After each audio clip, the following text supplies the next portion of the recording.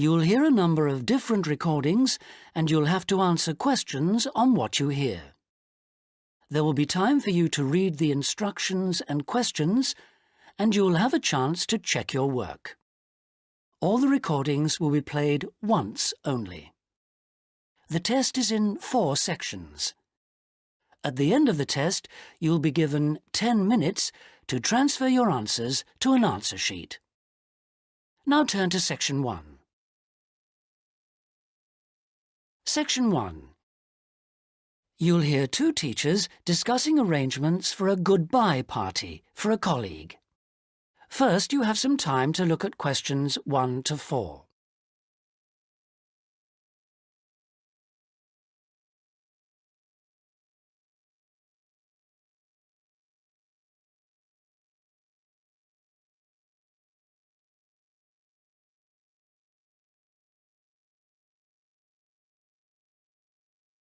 You'll see that there is an example that has been done for you. On this occasion only, the conversation relating to this will be played first. Hi, Tony. Thanks ever so much for coming. You know we've been asked to organise something for John's farewell. Yeah, sure. It's about time we started working out details. Exactly. We don't want to leave it so late that it's double the work. Right. Do you want me to take notes? Oh, that'd be great, thanks. Right. First thing is, when is the best time to hold it? Well, he leaves on the 24th of December. So what about the 22nd? Yeah, I think that's about right. We want it quite near the time, don't we? The date of the goodbye party is the 22nd of December. So, 22nd December has been written in the space. Now we shall begin. You should answer the questions as you listen because you will not hear the recording a second time. Listen carefully and answer questions 1 to 4. Hi, Tony. Thanks ever so much for coming. You know we've been asked to organise something for John's farewell. Yeah, sure. It's about time we started working out details. Exactly. We don't want to leave it so late that it's double the work. Right. Do you want me to take notes? Oh, that'd be great, thanks. Right. First thing is, when is the best time to hold it? Well, he leaves on the 24th of December. So what about the 22nd? Yeah, I think that's about right. We want it quite near the time, don't we? Sure. And what about a venue? In college? A hotel? I think a hotel will probably work out rather expensive. And I've been looking at the college dining room. That seems pretty reasonable. Fine. Yeah, why not? And then we ought to be thinking about invitations. Who mustn't we forget to invite? Well, obviously John and his wife. Oh, right. And the director. Uh-huh. The office staff. Yep. And all the teachers and all the students. Anyone else? Faculty heads? No, better draw the line. I don't think it's necessary. Yeah, you're right. I don't mind writing the invitations. When shall we get them out for? Enough time, but not too early. What about the 15th of December? Well, there are exams on the 16th. Better avoid them. 10th? Yeah, that should do it. Before you hear the rest of the conversation, you have some time to look at questions 5 to 10.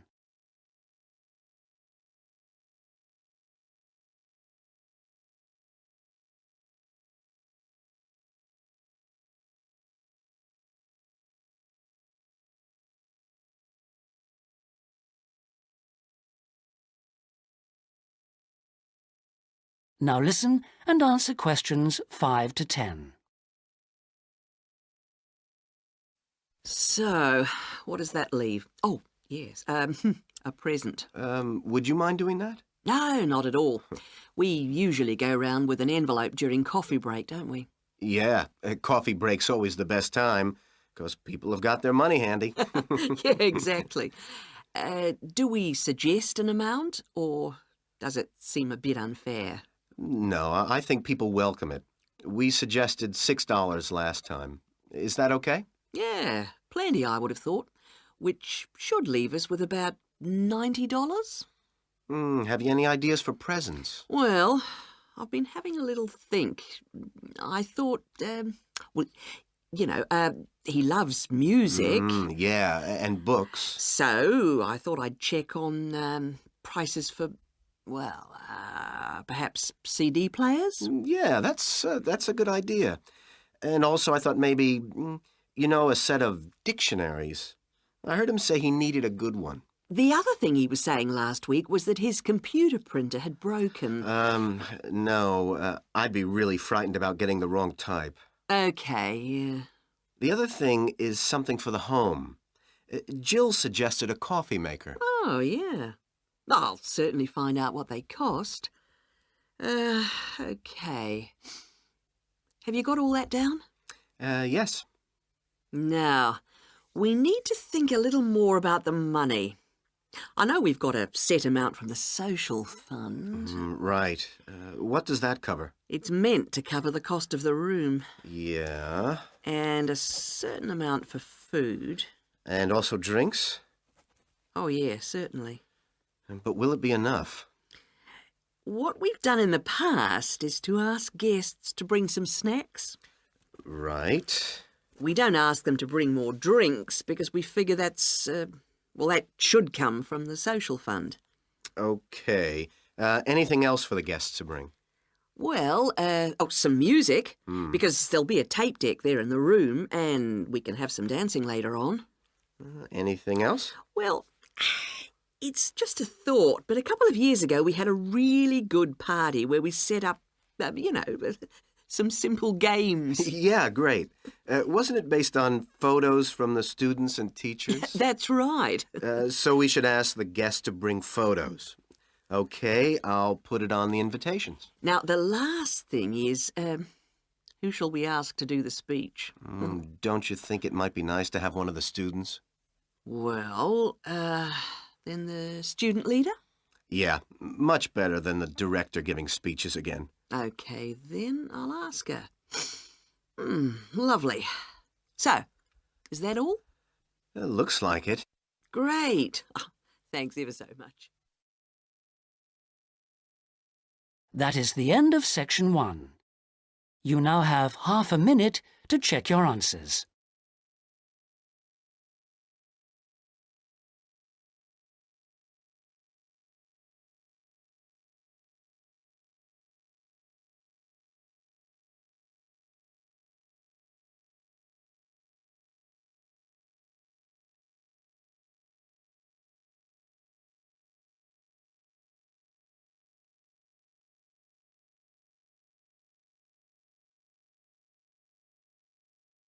Now turn to section 2. Section 2.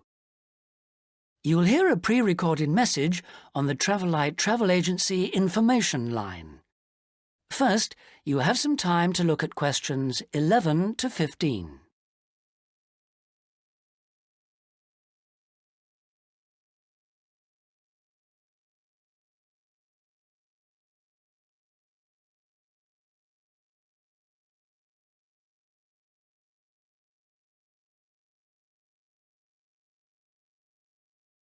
Now listen carefully and answer questions 11 to 15. Thank you for calling the free Travelite Travel Agency information line. You will not be charged for this call. In order to deal with all calls effectively, we offer you a number of options. Please listen carefully and press your required number at the appropriate time or dial a new number. If you want to hear about special offers, please press 1. If you want to hear our latest price lists, please press 2. If you want to make a complaint, please press 3. If you want information about our new walking holidays, please press 4 now. Thank you for calling our Travelite Walking Holidays line. We have been offering a wide variety of walking holidays to suit all tastes for just 3 years, but already we have won 2 awards for excellence in this field. We offer guided walking tours to suit the discerning traveller in 12 different centres throughout the whole of Western Europe. We are planning to open our first centre outside this area in the coming year, so watch out for developments. But the pride of Travel Light is the level of guidance and support we offer on our walks. All are planned in detail by our highly trained guides who all work in a variety of different Travel Light locations, so we can guarantee standards. Each day we offer 3 separate walks catering for all skills and fitness levels. We also pride ourselves on our friendly service, particularly important for the increasing numbers of people who choose to holiday alone. Unlike almost all travel operators who happily charge large supplements for single rooms, we guarantee that no single client will pay more, even when only double rooms are available for them. And the day doesn't end with the return to base. After our dinner at communal tables designed to make all our guests feel part of a family atmosphere, entertainment is laid on nearly every night with tour leaders on hand to organise lectures, games, quizzes, and respond to any special request from guests. Before you hear the rest of the message, you have some time to look at questions 16 to 20.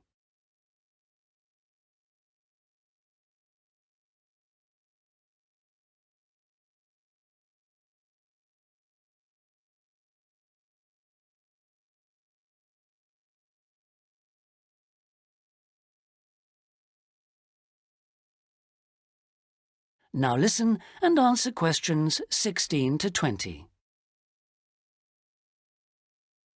The following is a summary of costs and special inclusive offers on holidays for the coming summer.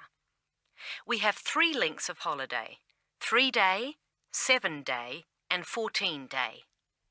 The 3-day holiday costs $180 for all accommodation, food and walking, and for the first time this year, we are including in that price the cost of picking you up from the nearest station. The 7-day holiday costs $350 per person and, as well as including the offers of the 3-day holiday, also includes a magnificent book giving the local history. On top of that, we are able to include free maps for you to better enjoy the walking and even plan in advance if you wish. For the 14-day holiday, our special price is $690 per person, and that includes all the offers for the 3- and 7-day holidays, plus membership of a local walking club, so you can better enjoy the full flavour of the local life. For further information, please contact your local travel agent. Thank you for calling the Travel Light Travel Agency Information Line. That is the end of section 2. You now have half a minute to check your answers.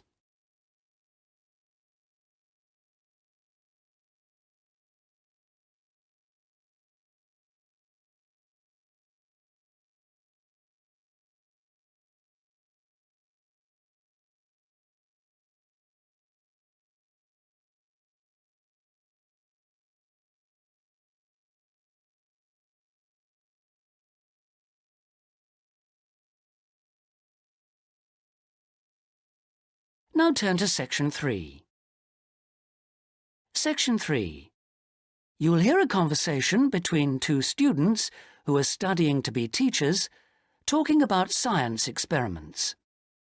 First, you have some time to look at questions 21 to 26.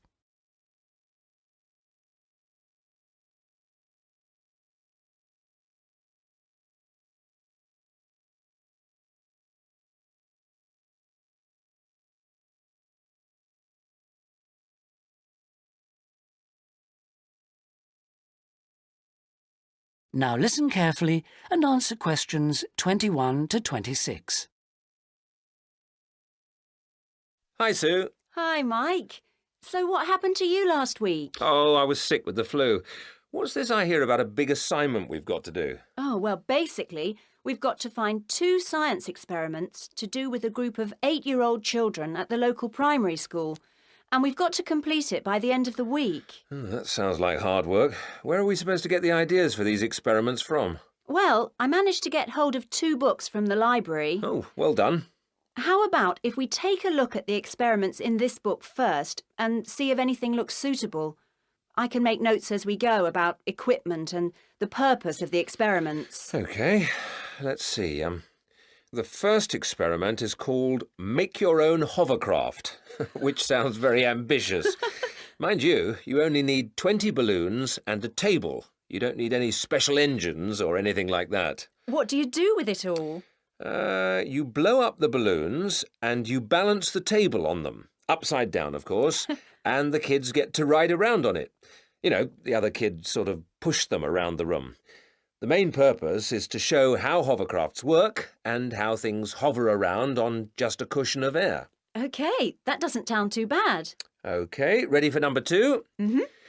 Now, this one is called Unusual Measures of Length, and you basically use lots of paper clips. The kids go around the class measuring things, you know, how long the desk is and that sort of thing. And then they all compare their answers.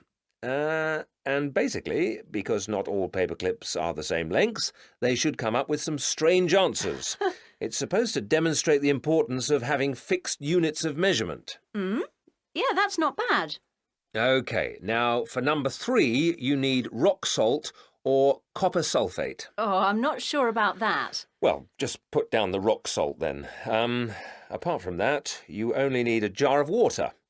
And basically you dissolve lots of salt into the water and watch the crystals form. So it basically teaches the kids about growing crystals. Yeah, I suppose it would be nice to grow something. Let's move on and have a look at number 4. OK, this one is called Spinning Colour Wheel. It looks like you get some cardboard and draw a circle on it, divide it into 6 equal segments and colour each one in using different colours. Then you thread a piece of string through the middle. So we'd need some string as well. Yes, sorry. And you spin the wheel around, and if you can get it spinning fast enough, hopefully the colours all merge and show up as white. Oh, I didn't know that. What's the principle behind it? Well, it's pretty elementary physics, really. It teaches them about how white light or ordinary light is made up. Well, that doesn't sound too bad. Now, there's only one more left in this book, isn't there? What does that one say? Well, it's another one where they'd get to make something. Sounds very interesting. You need quite a lot of equipment, actually. A hand drill, an old record, a pin or needle, some paper and a bolt. Go on. What do they have to do? Well, they basically make a record player. The main idea is to teach them about recording sound. But hopefully they'd also see that you need motion and an amplifier to make the sound heard. OK, well, it does sound interesting. Shall we go through all of those again and decide if any of them are going to be suitable? Before you hear the rest of the conversation, you have some time to look at questions 27 to 30.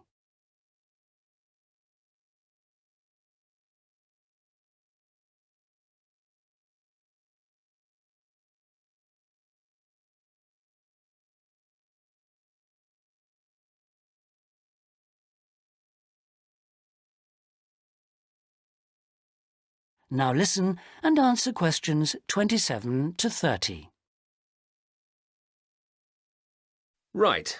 Number 1. I thought this one sounded nice. There'd be lots of activity, and it doesn't need too much in the way of equipment. Yes, that's true, but don't you think it's a bit risky to get a group of 8-year-olds pushing each other around a classroom like that? Well, someone could get hurt. No, I don't like the sound of that one at all. Maybe you're right. What about number 2, with the paper clips? It sounds tame enough. Yes, a bit too tame, if you ask me. I think it needs to be something a bit more active and interesting than that, don't you? Yes, I suppose you're right. We won't get a very good mark if the children don't actually enjoy the experiments. And I suppose we could turn them off science for good.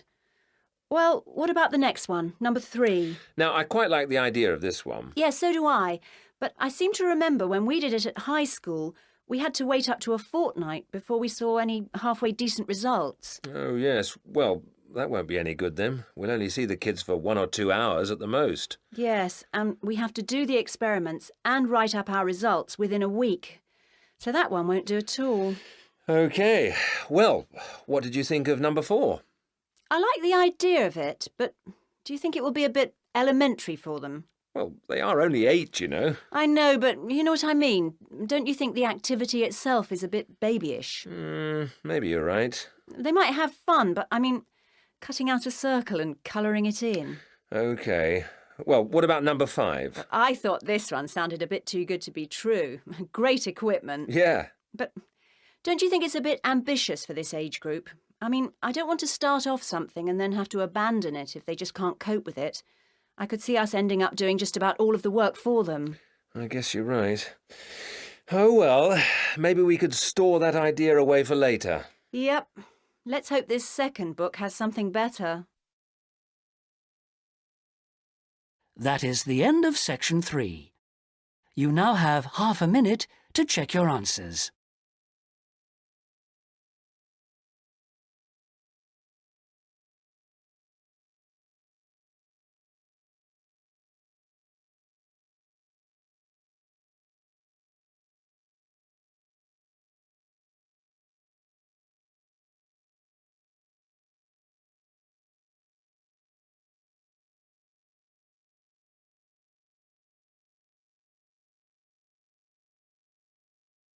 Now turn to section 4. Section 4. You'll hear a lecturer talking about the meshing of sharks in Australia. First, you have some time to look at questions 31 to 40.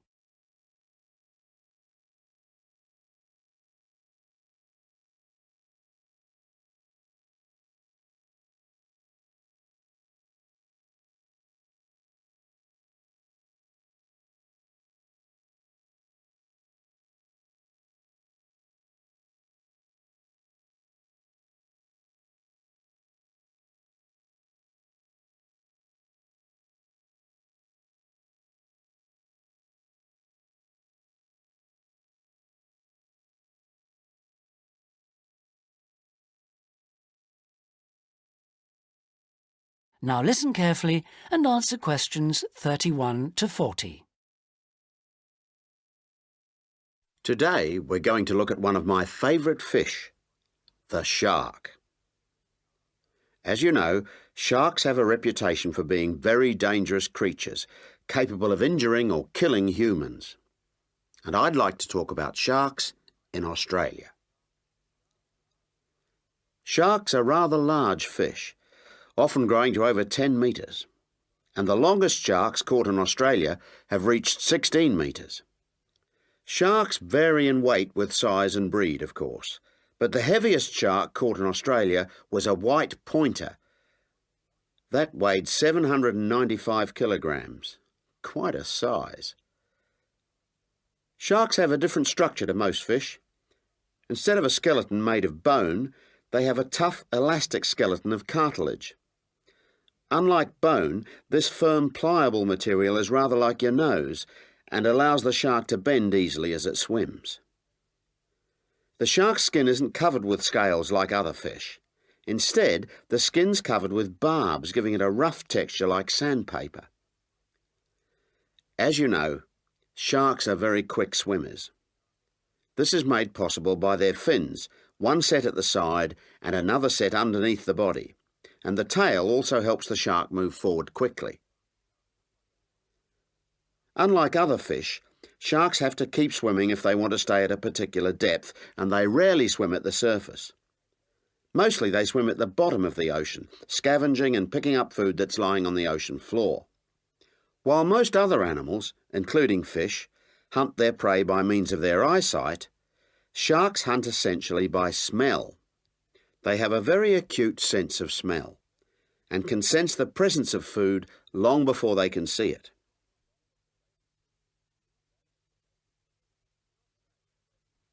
In Australia, where people spend a lot of time at the beach, the government has realised that it must prevent sharks from swimming near its beaches. As a result, they've introduced a beach netting program. Beach netting, or meshing, involves setting large nets parallel to the shore. This means that the nets on New South Wales beaches are set on one day and then lifted and taken out to sea on the next day. When shark netting first began in 1939, only the Sydney metropolitan beaches were meshed. These beaches were chosen because beaches near the city are usually the most crowded with swimmers. 10 years later, in 1949, systematic meshing was extended to include the beaches to the south of Sydney. As a result of the general success of the program in Sydney, shark meshing was introduced to the state of Queensland around 1970. The New Zealand authorities also looked at it, but considered meshing uneconomical, as did Tahiti in the Pacific. At around the same time, South Africa introduced meshing to some of its most popular swimming beaches. When meshing began, approximately 1,500 sharks were caught in the first year. However, this declined in the years that followed, and since that time the average annual catch has been only about 150 a year. The majority of sharks are caught during the warmest months, from November to February, when sharks are most active, and when both the air and the ocean are at their maximum temperature. Despite quite large catches, some people believe that shark meshing is not the best way to catch sharks.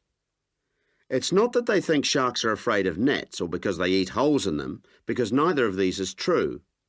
But meshing does appear to be less effective than some other methods, especially when there are big seas with high rolling waves and strong currents, and anything that lets the sand move. The sand that's holding the nets down. When this moves, the nets will also become less effective. That is the end of section 4. You now have half a minute to check your answers.